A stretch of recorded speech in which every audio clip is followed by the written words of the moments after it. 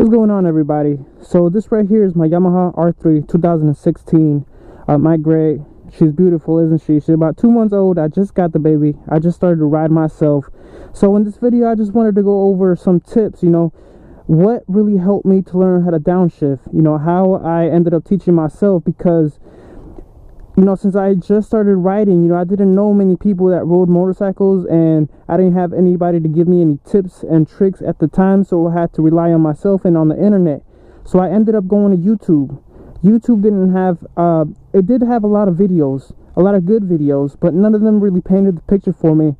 And I ended up relying on Google, and I ended up reading because I was desperate to start riding my motorcycle, and I did not want to see my motorcycle get tore up by myself. I didn't want to break my motorcycle before I learned how to ride my motorcycle. So this video right here is just going to teach you what worked for me, in my opinion. This is what helped me, how I learned, what made it easier for me. This is pretty much the beginning steps. Now, at first it might seem a little complicated, but trust me, guys, just implement this, and with a little bit of practice, you'll get it down. It's pretty simple. It's the simplest way that I learned for me. And I'm a noob myself. I've been only riding for about 2 months, so if you're a beginner yourself, that's why I'm doing this video, because it's fresh in my mind. So I'm gonna go ahead and start it on, if I can. Got the kickstand down. All right, what the hell's going on? There it is. First shift. Explain to you guys real quick. I want to explain to you because I found that looking at my RPMs when trying to downshift was kind of confusing to me, and it was really confusing me when I was up there in the road and I had to look down on my dash. So what I had to learn was how my engine worked, how first shift, how far that took me before I had to shift. I understood that first shift only goes up to about 22 miles an hour before I could hear the engine start to struggle.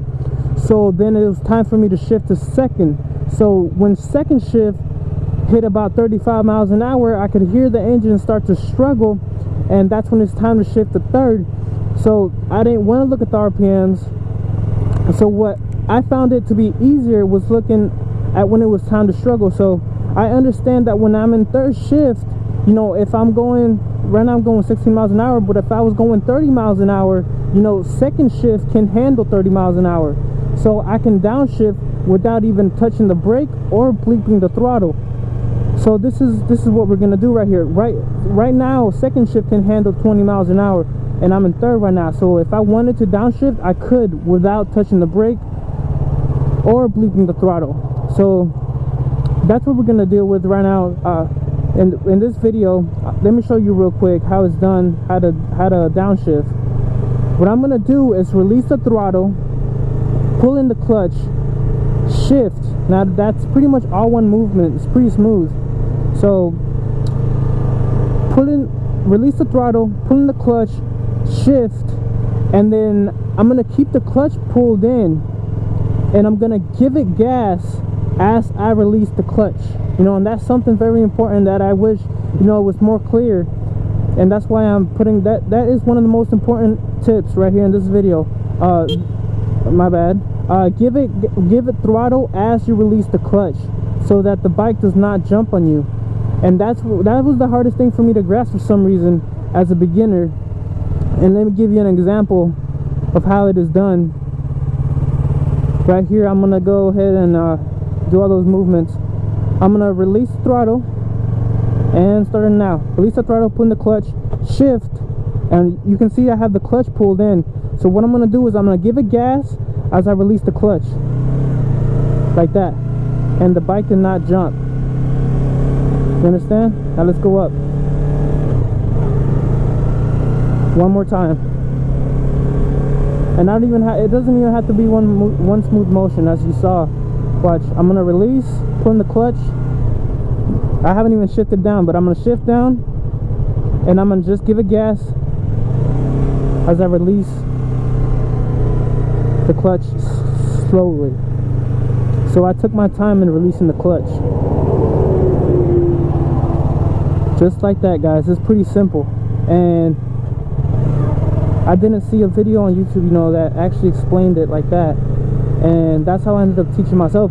And I'm gonna be honest, I have no idea if this is truly correct. I just grabbed so many ideas from so many YouTube videos and so many Google articles that I read, and I just put it into, and I just found that this worked for me. And I don't know if it, to be honest, I don't think it hurts the bike, because the bike does not jump at all. You know, it's smooth. It's a smooth transition from third to second. I'm gonna do it again. Pulled in, I just shifted down. Now I'm gonna give it gas as I release, just like that, and it doesn't jump.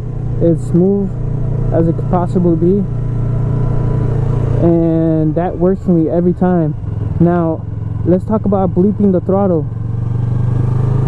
You know, as I was explaining earlier about the speeds, I'm gonna go ahead and show you how far a second shift can take me. I'm going about 21 miles an hour. Now let's take it all the way up. 30 miles an hour, I can hear the engine struggling, so I'm gonna shift up right there, if you can see. So if I was going about, so if I'm in third shift and I'm going about 40 miles an hour, I am going to brake or slow down until I'm going to a speed that second shift can handle, if that makes any sense. For instance, let's start. So I'm going about 38 miles an hour, and I understand that second shift is gonna be too much for second shift. So what I'm gonna do is I'm gonna do all those movements. That didn't go quite well, but yeah, I'm braking right now. Like, I'm braking. I just brake and give it gas, just like that, just so that second shift can handle the speed. And it's just that easy. I'm gonna try one more time for you guys. Let me go ahead and, all right, let's go back to 36 miles an hour. So I'm going 41, and I'm gonna downshift. I understand 38 miles is too much, so I'm gonna brake, downshift.